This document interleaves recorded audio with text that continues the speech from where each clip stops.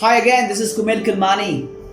I get this question in the class, sir, what is the best specialization for me? Parents also come down and ask us, sir, what is the best specialization for my child? Should I take up marketing, HR, finance, operations, and there are many more other specializations in the market nowadays, right? Business analytics, project management, and so on and so forth.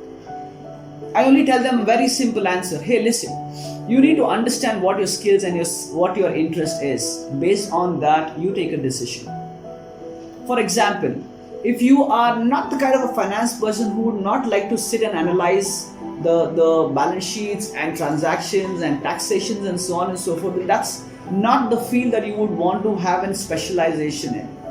A specialization is a very simple scenario. You need to be a specialist, you need to be an expert in that field, and hence management degree is considered to be a master's. You need to be a master in that trade.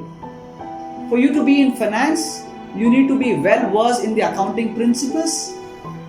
You need to understand taxations, you need to understand inter-government, inter-country, international tax laws, and so on and so forth. Understand how investments of money, investments of businesses work. If this is your trade and if you love doing it, finance is the best specialization for you. Be a wise decision maker. Take care.